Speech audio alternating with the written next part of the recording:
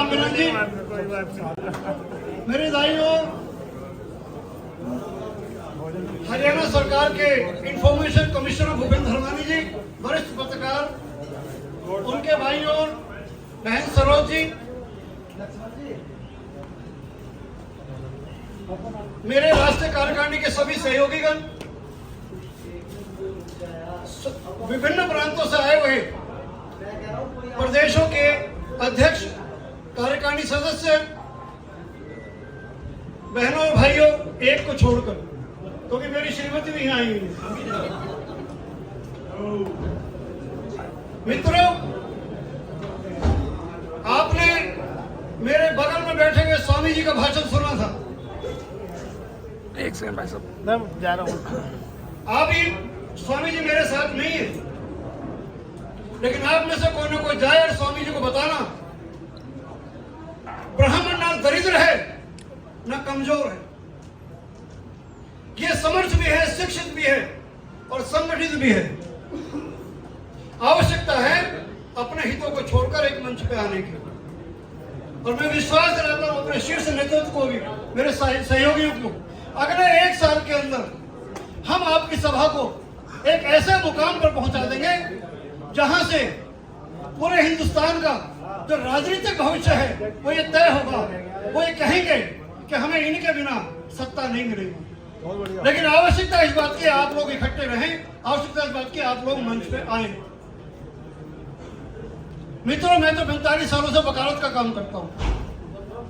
आपका ये साथी, मैं विश्वास दिलाता हूं आपको, देश के अंदर जो बड़े बड़े दंगे हुए, जो ब्लास्ट केसेस हुए, आपने नाम सुना होगा, अजमेर दरगाह ब्लास्ट केस, मक्का मस्जिद ब्लास्ट केस, समझौता ट्रेन ब्लास्ट केस, इनमें जो लोग मुलजिम बनाए गए तत्कालीन सरकार ने, उसमें मेजॉरिटी लोग ब्राह्मण थे। 2 साल तक उस समय की सरकार ने उन केसेस की तरफ ध्यान नहीं दिया। मित्रों, और वो कौन लोग थे? कर्नल पुरोहित, स्वामी असीमानंद, इंदौर के लोकेश शर्मा, ऐसे ऐसे लोग जो जाबाज लोग थे। और उनका गुनाह ये था कि उस समय के तत्कालीन मुख्यमंत्री दिग्विजय सिंह के उन्होंने खिलाफ काम किया था, तो दिग्विजय सिंह ने तत्कालीन सरकार के नेताओं के साथ मिलकर आपके ऐसे चंद जो जाबाज लोग थे उनको टारगेट करके इन केसेस में लगा दिया। 18 महीने से वो लोग जेल में थे। मित्रों, पूरे देश के अंदर 10 लाख लोग होंगे जो वकालत करते होंगे उन पार्टियों के साथ जो सत्ता में रही होंगी। लेकिन मित्रों, आपको एक गर्व होना चाहिए, 11 साल तक ऐसे लोगों की पैरवी करने के लिए आपका ये साथी जेपी शर्मा मुकदमों में दुनिया भर की अदालतों में जाता रहा। हमने 11 साल तक अपनी वकालत छोड़ दी, अपना परिवार छोड़ दिया, 5000 से ज्यादा फ्लाइट ली, और आज हमें गर्व इस बात का है, ब्राह्मण होने के नाते, जिन्होंने हमें सेलेक्ट किया उस काम के लिए, और हमें इस बात का गर्व है कि हमने एक एक करके सभी लोगों को जेलों से छुड़वा दिया।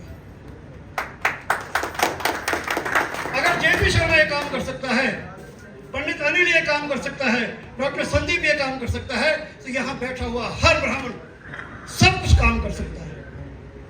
मित्रों, ये बात इतनी आसान कहने में लगती है, लेकिन चलते ही वकालत को छोड़कर देश के परिदेश में आप अपना सारा काम छोड़कर और ऐसे लोगों के लिए मुकदमा लड़े जिनके वकील भी आप थे, आरोपी भी आप थे, परिवार भी आप थे।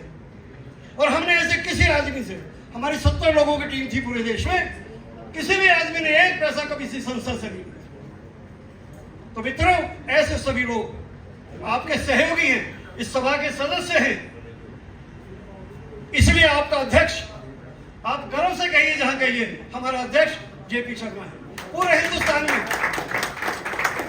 ताल ठोकिए, किसी भी व्यक्ति को अगर ये लगता हो मेरा बेटा, मेरा पोता अगर दिल्ली जा रहा है वकालत करना है, उसको इस सोचने की, संकोच करने की जरूरत नहीं है कहां जाएगा, किसके पास जाएगा, भेजो जेपी शर्मा के पास। मैं दावे से कहता हूं उसका रजिस्ट्रेशन भी कराएंगे, उसको ट्रेनिंग भी देंगे, ट्रेनिंग का सर्टिफिकेट भी देंगे किसी बच्चे को इंटर्नशिप का सर्टिफिकेट चाहिए तो दिल्ली आए, तुम्हारा ये साथी सारी जरूरतें पूरी करेगा। खाली दायित्व नहीं है मित्रों, हम इस काम को करते हैं, जीवंत करते हैं। इसलिए हमने संगठन जो खड़ा किया है वो इसलिए खड़ा किया है ताकि पूरे देश के अंदर ब्राह्मणों में, तो ये कहते हैं लोग ब्राह्मण मर गया, लुट गया, नहीं, ब्राह्मण बिखरा हुआ है। जब यहां से जाता है, चुनाव में जाता है, तो दलों में बढ़ जाता है, वो ये भूल जाता है मैं ब्राह्मण हूं।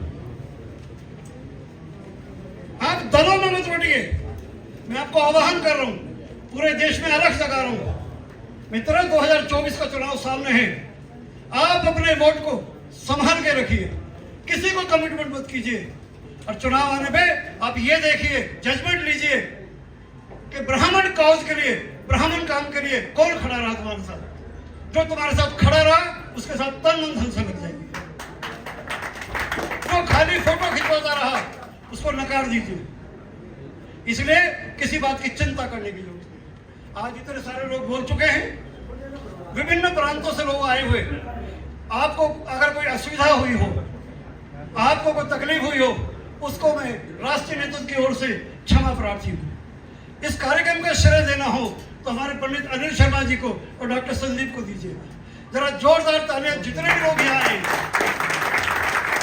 ये राष्ट्रीय कार्यकारिणी आपकी है, आप अपने सुझाव 24/7 हमारे में से सबके नंबर आपके पास है।